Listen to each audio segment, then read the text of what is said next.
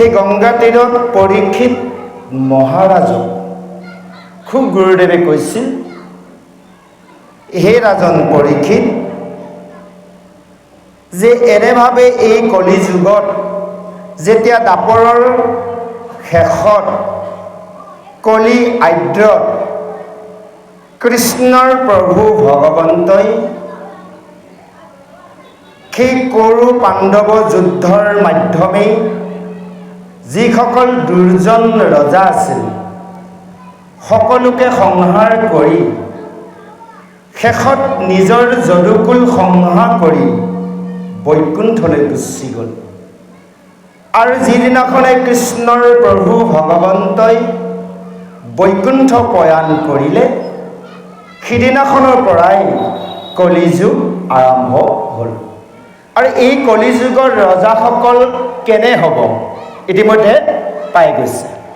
প্ৰজাসকলক পীড়ন কৰিব, এতিয়াও কৰিছে।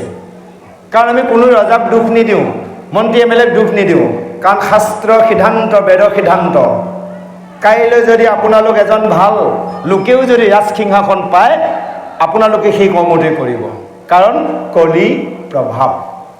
সেইকাৰণে এতিয়া আমাক চৰকাৰে দিছে এক চামুচ, ইফালে বেলচাইডে লৈ গৈ আছে। আমি কিন্তু উপলব্ধি কৰা নাই। যিসকল জ্ঞানী সন্ত তেওঁলোকে জানে। যা হওক, এনেভাৱে এই কলি বৰ্ণনা ক'লে। আৰু এই দুলৈচন্দত কৈছে, খুব গুৰুদেৱে পৰীক্ষিতক কৈছে, হে ৰাজন পৰীক্ষিত, তুমি কৃষ্ণৰ চৰিত্ৰ কথা শুনা। সেইজন ভগৱন্তই যেতিয়াৰ এনেভাৱে কলিত ৰজাসকল দুষ্পতি হ'ব, দুৰ্জন হ'ব, সকলো লোক একাকাৰ হৈ পাপ কৰ্ম কৰিব, তেতিয়া ভগৱন্তই কলিৰ শেষত পুনৰ অৱতাৰ ধাৰণ কৰিব। আৰু সেই অৱতাৰ ধাৰণ কৰিব ক'ত কৰিব, কাৰ গৃহত কৰিব, আমাক আগতীয়াকৈ জনাই থৈছে। যে কৈছে সেই প্ৰসিদ্ধৰ সম্বল গাঁৱত এজন বিষ্ণু যশাৰ নামে ব্ৰাহ্মণ থাকিব। এতিয়া সেই ব্ৰাহ্মণ নাই, সময়ত আহিব। আৰু তেওঁ বেদশাস্ত্ৰত পাৰ্গত হ'ব, ভকতৰ পৰম ভকত হ'ব। আৰু তেওঁ গৃহতে কল্কি নামে ভগৱন্তৰ অৱতাৰ ধাৰণ কৰিব। আৰু সেই ভগৱন্তৰ কল্কি ৰূপে ঐশ্বৰ্যযুক্ত হ'ব, সৰ্বৰ গুণৰ অধিকাৰী হ'ব, অতি ৰূপৱান হ'ব, অতি বেগৱন্ত এটি ঘোঁৰাত উঠি, সেই ঘোঁৰাটোৰ নামো দিছে দেৱদত্ত ঘোঁৰা। তাতে উঠি সেই কল্কি প্ৰভুৱে পৃথিৱী ভ্ৰমণ কৰিব। যিমানসকল মেলচৰ ৰজা আছে এফালৰ পৰা কাটি মাৰি বুন্দামা কৰিব। এনেভাৱে কৈছে ঘোটক উঠিবেগে দিয়া ছুটি, ফুৰিবা পৃথিৱী পৰ্যন্তি। যে ঘোঁৰাত উঠি কেৱল তেওঁ কৰ্ম হ'ব কল্কি ভগৱন্তৰ দুৰ্জনসকলক বিচাৰি বিচাৰি বধ কৰা। আহক, ইয়াৰ পিছৰ পদচন্দত সুন্দৰভাৱে দিয়া আছে। প্ৰভু দুজনা মধুকণ্ঠে আমি শ্ৰৱণ কৰোঁ। জয় কৃষ্ণ। যত দুষ্ট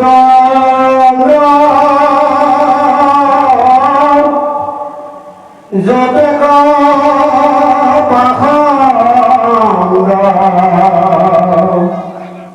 লোকক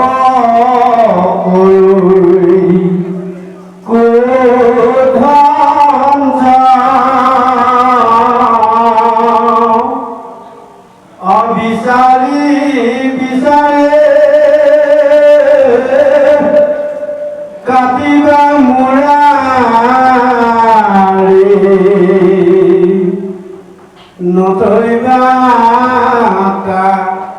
হাৰ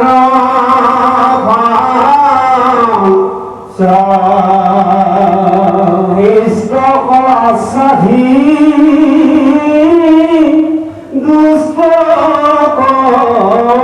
বিনা সন্ধিবা পদাৰ দুখ পৰম নিভৰি ভকত দিয়া চেনেহ ধৰিবা বিমুখ যত শত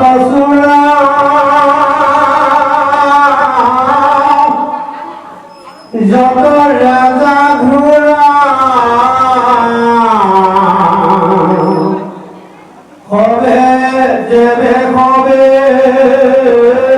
ভুইলা নাখাও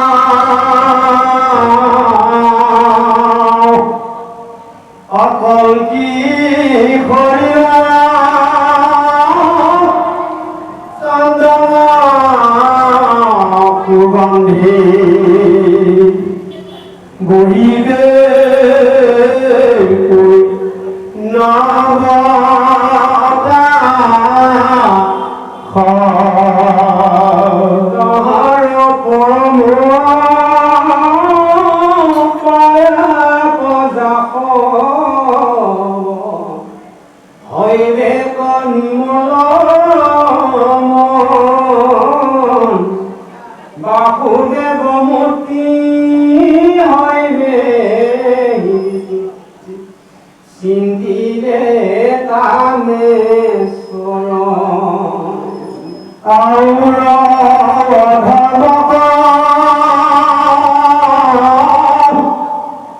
মনতে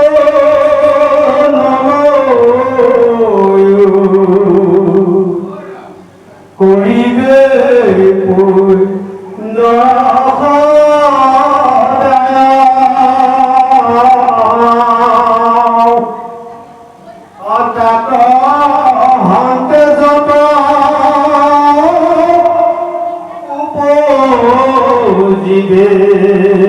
প্ৰজা হবে হইব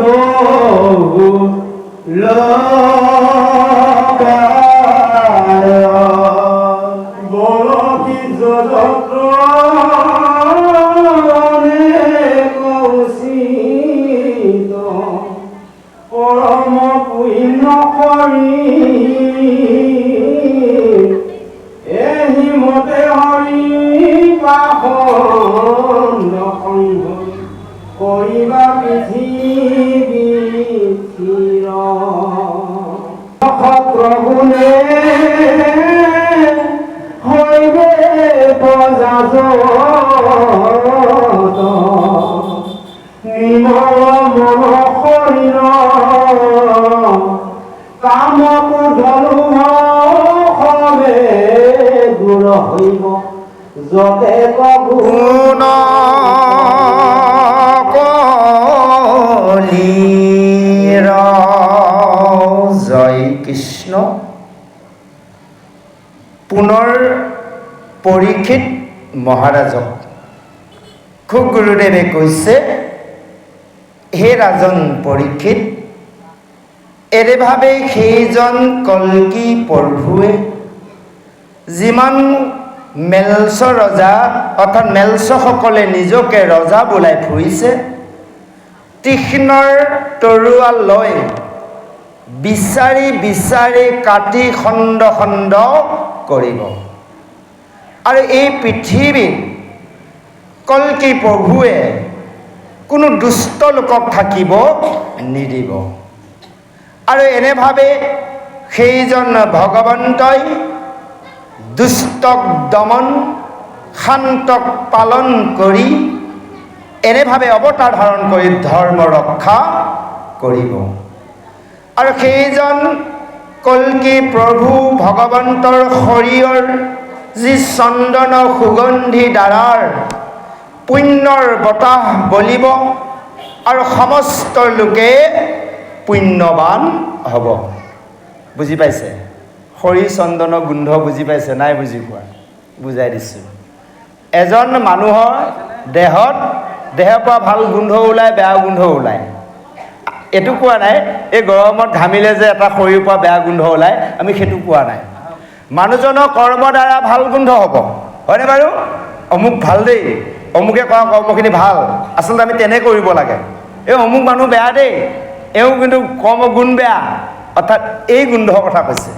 কল্কি প্ৰভুৱে মেলছসকলক মাৰি যেতিয়া দুজনসকলক ধ্বংস কৰিব, তেওঁ এটা ভাল গুণ আহিব নাহিব? সকলোৱে ভাল বুলি ক'ব। এই গুণৰ বতাহ বলিব, সকলো দশো দিশ বিয়পি পৰিব। আৰু যিমানসকল লোক থাকিব সকলোৱে কেৱল শান্তমতি হ'ব, শুদ্ধ চিত্ত হ'ব। এই কথাটো কি কৈছে?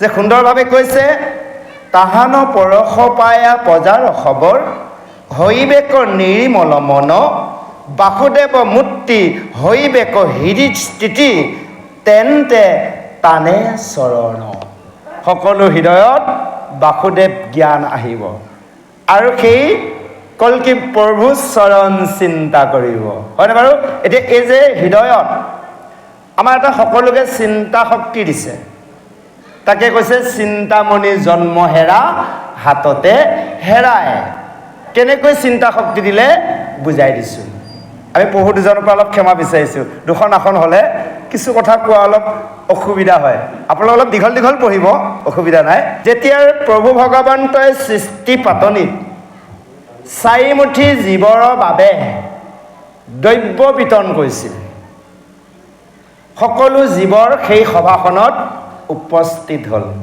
আমাৰ মানুহবোৰ অলপ লেজি টাইপ জানে আপোনালোকে হয় গতিকে আজি বছৰ সেৱাভাগ পাতিছে কোনো কোনো ভকতে বা কিমান দেৰিকৈ আহিছে হয়নে নহয় আই সকলো দেৰি মানে অজুহাত আৰু থাকে আৰু যেতিয়া সভা ভাঙো চাৰিমুঠি জীৱৰক বাকীবোৰক দ্ৰব্য বিতৰণ কৰিলে তেতিয়া মানুহ ওলাইছে তেতিয়া প্ৰভুৱে কৈছে হেৰা মনুষ্য আহিলা অ প্ৰভু আহিলোঁ দিয়ক বুলি কৈছে জানো তোমালোক মনুষ্যসকল বৰ এলেহুৱা আৰু লেজি প্ৰভুৱে কৈছে বোলে হেৰা মনুষ্য সকলো বিতাই শেষ কৰিলোঁ সভাত এই মানে সভা ভাঙো আৰু মোক সভাপতি ভাষণ দি সভা ভংগ কৰিব লাগে তোমালোক আহিলা বা ভালে কৰিলা দিয়া এতিয়া তোমালোকক দিবলৈ মাত্ৰ এটিয়ে বস্তু আছে বোলে প্ৰভু তুমি যি দিয়া আৰু তাকে ল'ম তেতিয়া ক'লে বোলে যোৱা এই মোৰ লগত এতিয়া দিবলগীয়া এটাই বস্তু আছে এই চিন্তামণিটোহে আছে এইটোকে লৈ যোৱা দি দিলে আপোনাৰ চিন্তা শক্তিটো তেতিয়া এই চিন্তামণি শক্তিটো লয়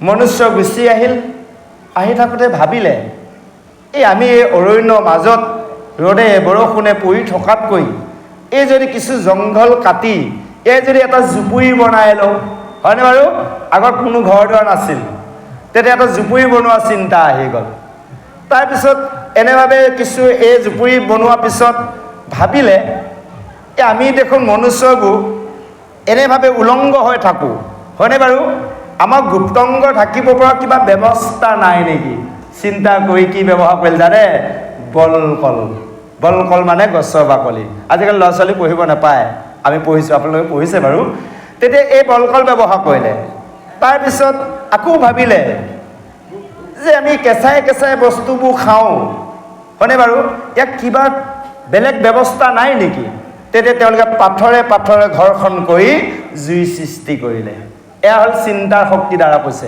বাকী জীৱই পাৰে নেকি বাৰু নোৱাৰে কেৱল মনুষ্যৰ ব্যতিৰেকে তেতিয়া এই চিন্তা শক্তিটো আমাক দিছে ভগৱন্তই এইটো কাৰণে আমাক চিন্তা শক্তি দিয়া নাই যে তোমালোকে খাদ্য তৈয়াৰ কৰি খাবা ভাল বস্ত্ৰ পিন্ধিবা হয়নে বাৰু ভাল ঘৰ বনাবা এনেভাৱে দিয়া নাই ভগৱন্তই আমাক চিন্তা শক্তিটো দিছে জীৱৰ ভিতৰত শ্ৰেষ্ঠ জন্ম মনুষ্য জন্ম আৰু এই মনুষ্য শৰীৰে কেৱল তোমালোকে মোৰ ৰূপ হৃদয়ত চিন্তা কৰিব পাৰিবা এই আজি হৃদয়ত চিন্তা কৰাৰ কথা কৈছে এতিয়া আমাক এই হৃদয়ত চিন্তা কৰিব দিছে সেইকাৰণে কৈছে ভাই মুখে বোলা ৰাম হৃদয় ধৰা ৰূপ এতেকে মুকুতি পাইবা কহিলোঁ স্বৰূপ কোনজন ভাইৰ কথা কৈছে জানে আপোনালোকৰ একে মাৰ সন্তান ককাই ভাইৰ কথা কোৱা নাই আমাৰ মনৰ ভাই কৈছে এতিয়া এই মনক ভগৱন্তৰ ৰূপ চিন্তা কৰিব দিছে যাওক এনেভাৱে সেই কল্কি প্ৰভু যেতিয়া অৱতাৰ ধাৰণ কৰিব তেওঁ যেতিয়া সেই ৰূপ গুন্ধৰ দ্বাৰা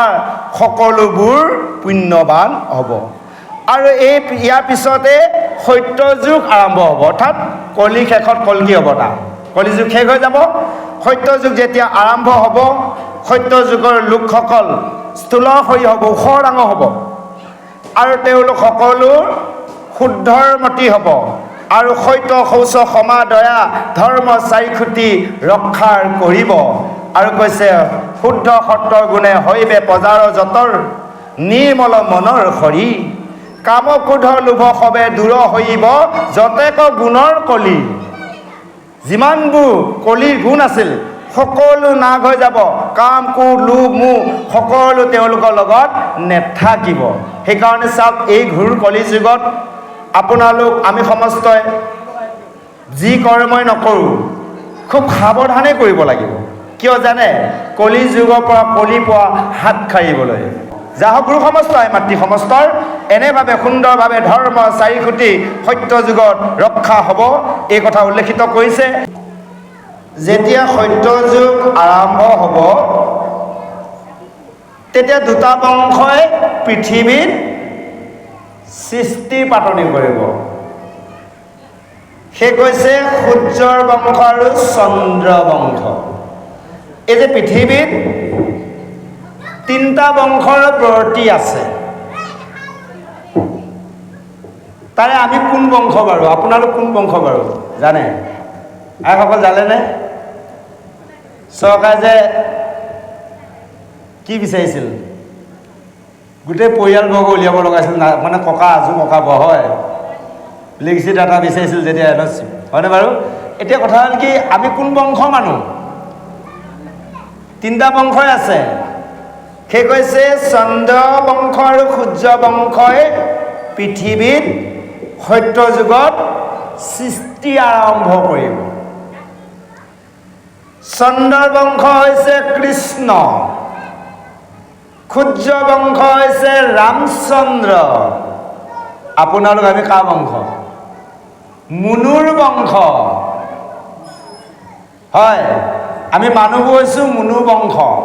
আমাৰো অন্য বংশ একোৱেই নাই, মানুহ এটাই বংশ, শাস্ত্ৰসন্মত। যা হওক, সুন্দৰভাৱে কৈছে। এনেভাৱে যেতিয়া কল্কিয়ে কলিক পৃথিৱীৰ পৰা বাঢ়ি কৰিব, আৰু এই কথাখিনিকে হে ৰাজন পৰীক্ষিত, যে ভূত ভৱিষ্যতৰ কথা, ৰজাসকলৰ বংশ চৰিত্ৰ কথাৰ মই তোমাৰ আগত ক'লোঁ। যেতিয়াৰ সেইজন ভগৱন্তৰ কৃষ্ণৰ পাদপদ্ম পৃথিৱীত আছিল, তেতিয়ালৈ এই পৃথিৱীত কোনেও পীড়ন কৰিব পৰা নাছিল। আৰু যেতিয়াৰ পৰম প্ৰভু ভগৱন্তৰ কৃষ্ণই এই পৃথিৱী ধৰাধামৰ পৰা বৈকুণ্ঠলৈ গমন কৰিলে, সেই সময়তহে কিন্তু কলিয়ে পৃথিৱী ৰাজ্য দখল কৰিছিল। আৰু তুমি চোৱা হে ৰাজন পৰীক্ষিত, সেই যিসকল ৰজাই এই পৃথিৱীৰ বাবে হাই কাজিয়া কৰিলে, যুদ্ধ কৰিলে, কিন্তু কোনেও পৃথিৱীক দখল কৰিব নোৱাৰিলে। পাৰিলেনে বাৰু? এতিয়া আমি এইখন পৃথিৱীৰ কথা বাদ দিলোঁ, ক্ষুদ্ৰ গৃহখনকে চাওঁ, হয়নে বাৰু? নিজৰ গৃহখনতে মাটি বাৰী ঐশ্বৰ্য বিভূতিৰ লগত ককাই ভাই ওচৰ চুবুৰীয়াৰ লগত হাই কাজিয়া লাগি কি লগত লৈ যাব পাৰিম নেকি বাৰু? একো নিব নোৱাৰোঁ। আজি সেই কৈছে সকলোবোৰ ৰজাৰ বংশৰ নাগ হৈ গ'ল, কোনেও পৃথিৱীক নিজাকৈ দখল কৰিব নোৱাৰিলে। সেই কৈছে যতেকৰ ৰজাৰ কৈলো বংশাৱলী, জনকো ভূমিত নাই, সতী সন্ততেও সহিতে সবাকো কালে কৰিলে চাই। সতী সন্ততিও কোনো নাথাকে, থাকিব নেকি বাৰু? কিহৰ দ্বাৰা? কালৰ দ্বাৰা। কাল হৈছে সময়। আজি 2026 চন, হয়নে বাৰু? এই 26 চনটো যদি ওলোটাই দিয়া যায়, আজি সভাপতি সম্পাদকে আপোনালোকৰ এটা ফটো মাৰি থৈ দিয়ক, গিলাচ বান্ধি থৈ দিয়ক। এই 26টোক ওলোটা কৰি দিবচোন, সেই চনটোলৈ চাব আপোনালোকৰ ইয়াত বহুতেই নাথাকিব, আমিও নাথাকিম। থাকিমনে বাৰু? 26টো কিমান হৈ যাব? 62 হৈ যাব। 62 চনলৈ থাকিবনে? কোনো বহুতেই নাথাকিব। এই কোলাত থকা শিশুকেইটাও চুলি দাড়ি পকি যাব। কিহৰ গতিত? কালৰ গতিত। সেই কৈছে যিমানবোৰ ৰজাৰ এই পৃথিৱীক লৈ যুদ্ধ কৰিছিল, এই ভূমিত তেওঁলোকতো নাই, তেওঁলোকৰ নাতি পুতিও এতিয়া কোনেও নাই, কালৰ গতিত সকলো ধ্বংস হৈ গ'ল। এই যে এতিয়া চন্দ্ৰ বংশ আৰু সূৰ্য বংশ দুটা বংশৰ পৰা সৃষ্টি আৰম্ভ হ'ব সত্য যুগত। কোনে কোনেনো সৃষ্টি কৰিব, তেওঁলোকৰ নামকেইটাও নিশ্চয় দিয়া আছে।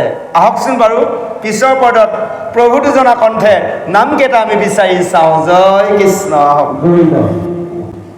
উপৰি পুৰুষে জিৰাজা ভুঞ্জিলে, ময়ো ভুঞ্জু আবে তাকত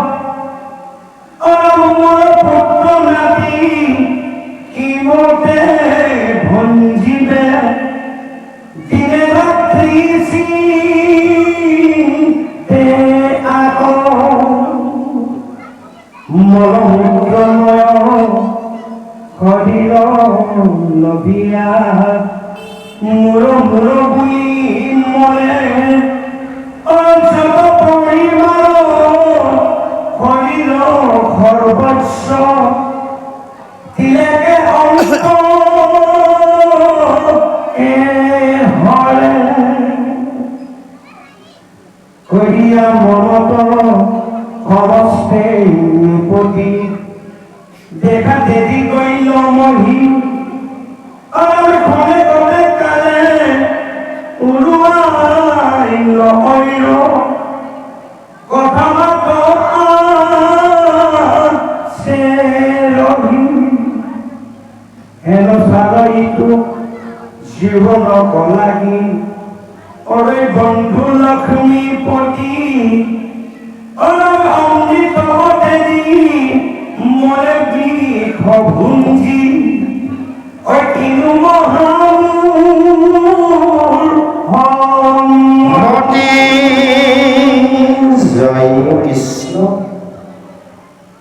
এতিয়া সেই চন্দ্ৰ বংশ আৰু সূৰ্য বংশ, সেই চন্দ্ৰ বংশৰ শান্তনু ৰজা ককাই অৰ্থাৎ ভীষ্মৰ বৰদেউতাই আজিও জীয়াই আছে যুগৰ বলৰ দ্বাৰা। সেইজনৰ নামে হৈছে দেৱাপী। দেৱাপীক যেতিয়াৰ সেই হস্তিনাপুৰ ৰাজসিংহাসনৰ অধিকাৰী পাতিব বিচাৰিছিল, তেওঁ তেতিয়া ক'লে মই এই ৰাজ্যৰ ৰজা নহওঁ। তেতিয়া তেওঁ ভাইক শান্তনু ৰজাক দিছিল। সেই দেৱাপী আজিও কৃষ্ণ চিন্তা ধ্যান ধাৰণৰ যুগ বলে জীয়াই আছে। আৰু সেই সূৰ্য বংশৰ ময়ো দুইজন জীয়াই আছে। যেতিয়াৰ কলি শেষত কল্কি প্ৰভুৰ অৱতাৰ ধাৰণ কৰিব, সকলো দুৰ্জনক নাশ কৰিব, সত্যৰ যুগত কল্কি প্ৰভু আজ্ঞা ক্ৰমে এই দুয়োজনে পুনৰ পৃথিৱীলৈ আহি সত্য যুগত সকলো লোক প্ৰজাৰ সৃষ্টি কৰিব। সেই কৈছে যতেক কহিলো মহা মহা ৰাজাৰ, যে হে ৰাজন পৰীক্ষিত, যিমানবোৰ ৰজাৰ মহাৰজা কথাৰ তোমাক ক'লো, এই পৃথিৱীত তেওঁলোকে দপদপাই দখল কৰিবলৈ যুদ্ধ কৰি ফুৰিছিল, নিজকে ৰজা ৰজা কৈ। তেওঁলোকতো নাই, সতী সন্ততিও নাই। সেইকাৰণে চোৱা, এই শৰীৰক ৰজা বোলাই খোৱা শৰীৰটো এদিন বিস্তাৰ পলু চাই হৈ গ'ল। আপোনালোকৰ আমাৰ নেযাব নেকি? বিস্তা পলু চাই, তিনিটা শব্দ কৈছে, বুজি পাইছে? শৰীৰটো আমাৰ জ্বলাই দিলে এমুঠি ছাই হৈ যাব। সি কোটিপতি এজনে হওক, ভিখাৰী এজনে হওক। আৰু এটা কৈছে পলু, বুজি পাইছে? পোক পলু। যদি কাৰোবাৰ শৰীৰটো ক'ৰবাত হেৰাই গ'ল, সেইটো পচি গৈ তাতে কি হ'ব? পোকে খাব, পেলাই দিয়া শৰীৰটো। ক'ৰবাত পৰি থকা যদি শৰীৰ এটা হয়, এতিয়া বাই এক্সিডেণ্টৰ মানুহ ক'ৰবাত নাইকিয়া হৈ গৈছে, কাৰোবাৰ দেহটো বিচাৰি পোৱা নাই, হয়নে বাৰু? সেইটো কি হ'ল? পলু, পোক হৈ গ'ল। তাৰপৰা কৈছে বিস্তা। এতিয়া দেখোঁ নদীত কিছুমান দেহ উটি যায়, এইবোৰ খাই কোনে খায়?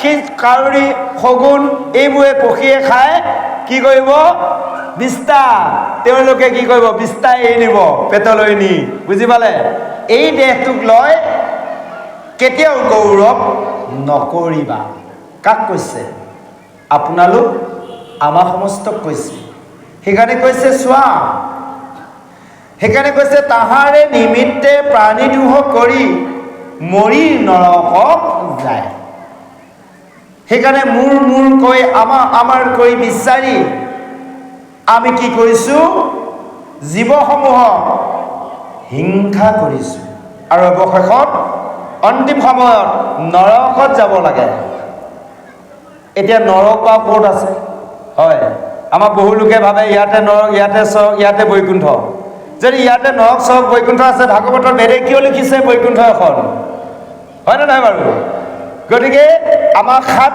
স্বৰ্গ সাত পাতাল সাত স্বৰ্গ হৈছে ভূ মানে পৃথিৱী ভুৱচ মহ তপ জন সত্যম সত্য লোকত ব্ৰহ্মাস্থান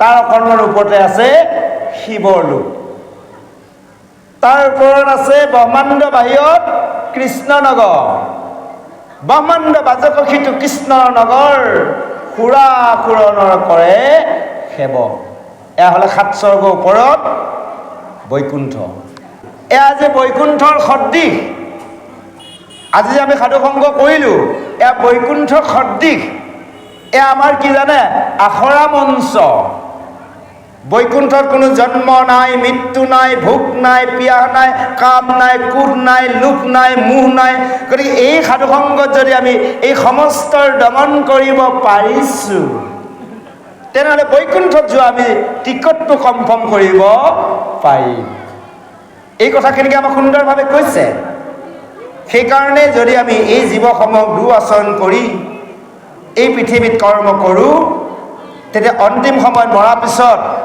এই দেহটো ইয়াতে ৰ'ব আত্মাটো যাব নৰকত এতিয়া আত্মাটো কেনেকৈ নিব সেইকাৰণে আমাৰ দুটা শৰীৰ কথা উল্লেখিত কৈছে এইটো হ'ল আমাৰ স্থূলৰ দেহ আৰু এটা আছে সূক্ষ্ম দেহ এই যে ৰাতি আপোনালোকে সপোন দেখে আপুনি মানুহজন বিচনাত শুইয়ে আছে ক'ৰ মানুহ এজন ঘূৰি ফুৰিছেগৈ সেইটো হ'ল সূক্ষ্ম দেহ কেতিয়াবাতো টোপনিটো মানুহ বিদায় লৈছে ন বহু গতিকে টোপনিতে যদি কোনোবাই ৰং ৰহস্য ঐশ্বৰ্য বিভূতি পোৱা খোৱা ওপৰত গৈছে বিদায় লৈছে তেনে জানিব সেইটো পুণ্য সঞ্চয় স্বৰ্গত গৈছে সেই দেহটো আৰু কোনোবাই যদি ভয়ানক সপোন দেখা পাই মৃত্যুবৰণ কৰিলে জানিব সেইটো যাতনা দেহ আৰু যদি কোনোবাই নাম কীৰ্তন কৰি ভাগৱতৰ ভকত সংগত থকা দেখিছে সেইটো জানিব চিন্ময় দেহ চিন্ময় অৰ্থাৎ ভগৱন্তৰ আন এটা ৰূপ আজি সুন্দৰভাৱে ক'লে আৰু কৈছে সেইকাৰণে চোৱা হে ৰাজন পৰীক্ষিত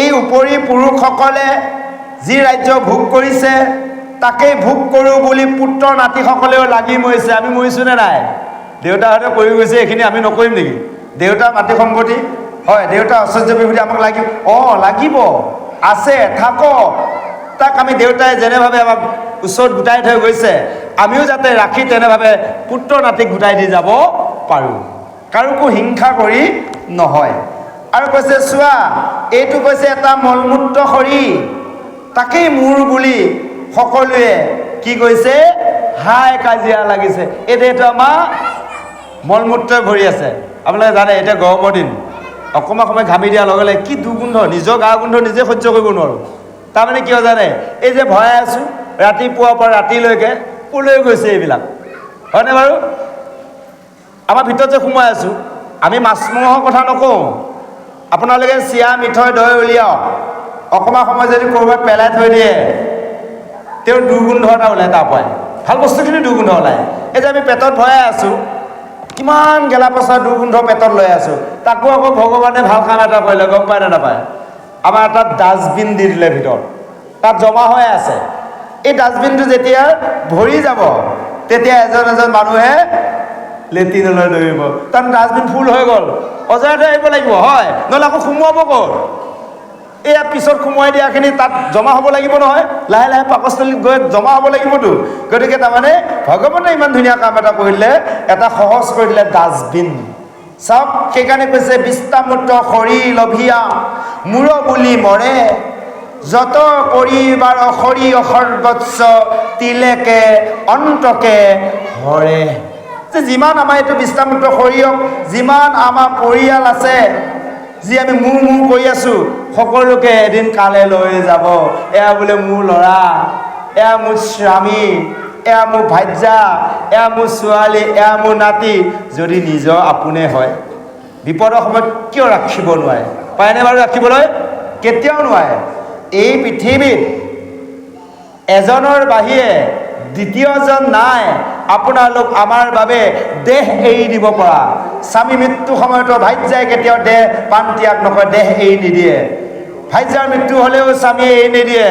কাৰণ আমাৰ প্ৰভুজনে অলপ আগত কৈ গ'ল দৰকাৰ পৰিলে ভালেহে পায় এনেও এচাম আছে আৰু এজনী আনিম। জয় কৃষ্ণ, বুজি পালে?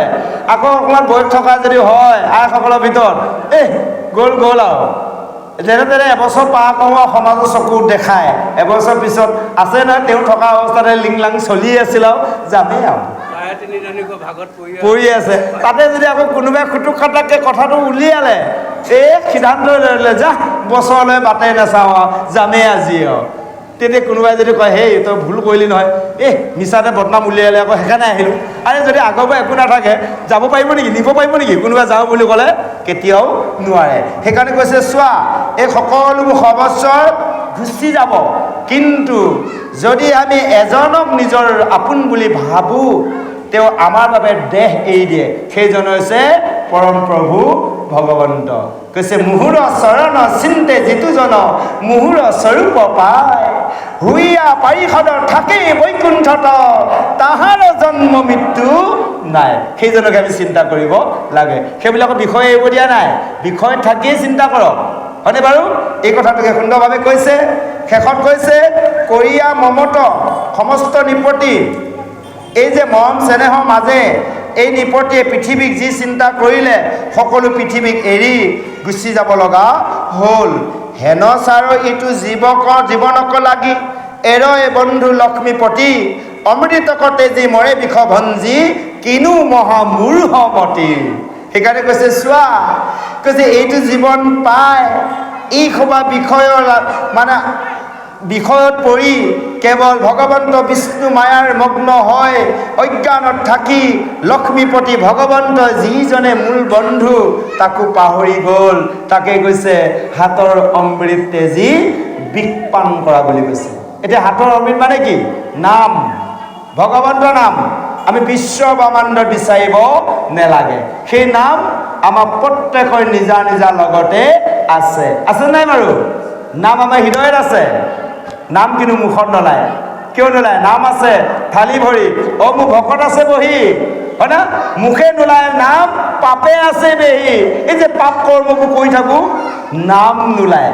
এইখিনিতে এই অধ্যায় সামৰণি মাৰি শংকৰদেৱ গুৰুজনাই অকণমান ছবিচন্দত উপদেশ দিছে। আহক প্ৰভু দুজনা মধুকণ্ঠে আমি উপদেশ শ্ৰৱণ কৰোঁ। জয় কৃষ্ণ।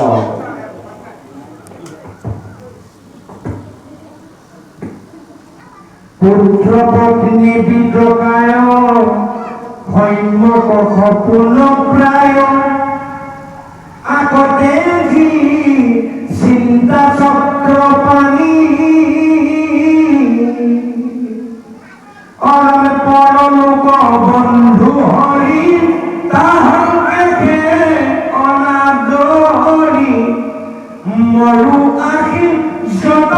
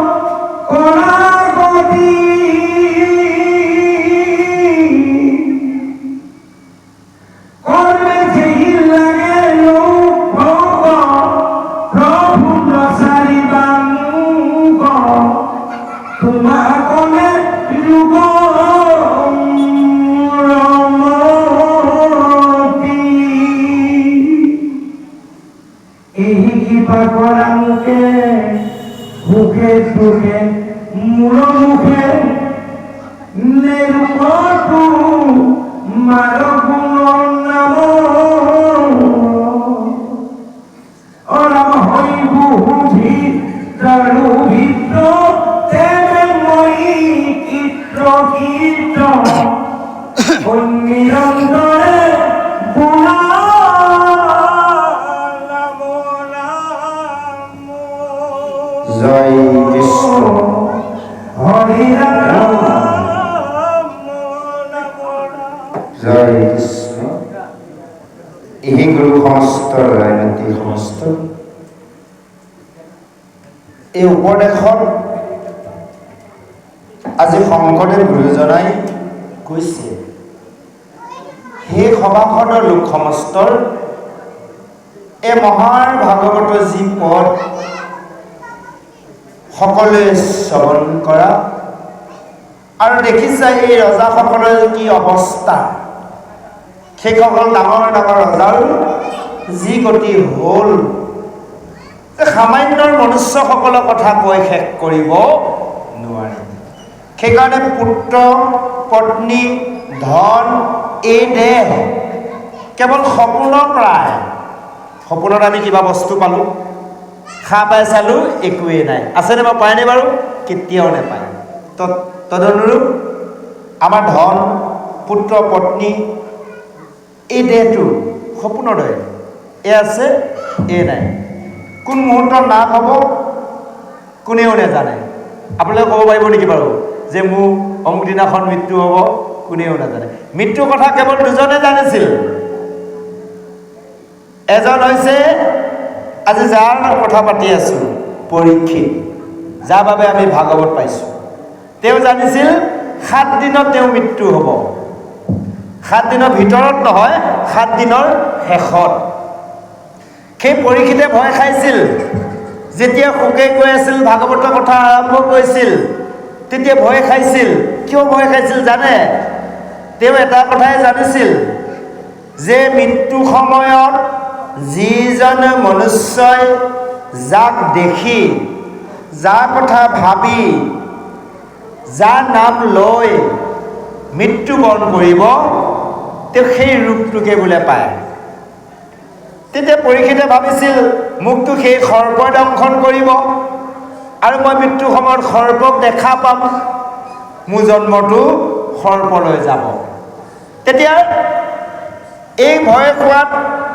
সুগুৰুদেৱে পৰীক্ষিতক কৈছিল হে ৰজা পৰীক্ষিত তুমি শুনা তোমাৰ দৰে এই শশাগৰা পৃথিৱীত এজন ৰজা আছিল ইয়াৰ আগত নাম হৈছে শতাংগ ৰজা আৰু এই শতাংগ ৰজাই মহাপৰাক্ৰমী আছিল আৰু এদিনাখন দেৱতাসকলে স্বৰ্গৰ পৰা আহি সেইজন শতাংগ পৃথিৱীৰ ৰজাক স্বৰ্গলৈ নি দেৱসমূহক সেনাপতি পাতিছিল আৰু সেনাপতি পাতি দৈত্যসকলৰ লগত যুদ্ধ কৰি দৈত্যসকলক পৰাজয় কৰি বহুকাল ইন্দ্ৰ অমৰাৱতী ৰাজ্যখনক সুৰক্ষিত কৰি ৰাখিছিল আৰু বহুকাল যোৱাৰ পিছত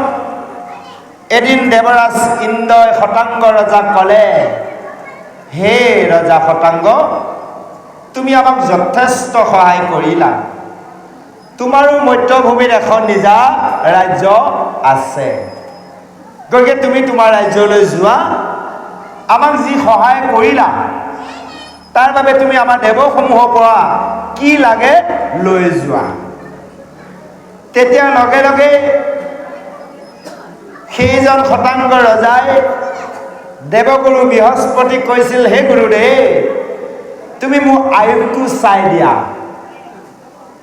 যে মোৰ কিমান দিন জীয়াই থাকিম আৰু তেতিয়া শতাংগ ৰজাক গুৰু বৃহস্পতি হেৰা ৰজা শতাংগ তোমাৰ মাত্ৰ 2 দণ্ডহে জীয়াই থাকিবা সময় আছে 1 দণ্ড 24 মিনিট 2 দণ্ড 48 মিনিট তেতিয়া দেৱৰাজ ইন্দ্ৰ শতাংগই কৈছিল বোলে হেৰা ইন্দ্ৰ তুমি মোক মুক্তি দিয়া ইন্দ্ৰই কৈছিল বোলে মুক্তি মই দিব নোৱাৰিম মোৰ নিজৰে মুক্তি নাই মই মৰিব লাগিব এদিন হয়নে বাৰু যিসকল দেৱতাই মৰিব তাক চিন্তা কৰি কিবা লাভ আছে আপোনালোক আমাক ৰাখিব কেতিয়া ৰাখিব নোৱাৰে তেতিয়া লগে লগে কৈছিল মই মুক্তি কেনেকৈ পাম? বোলে আমাৰ স্বৰ্গৰ পৰা মুক্তি পথ নাই, কেৱল মুক্তি পথৰ এটাই স্থান আছে, সেয়া হৈছে মৈত্ৰ অৰ্থাৎ পৃথিৱী।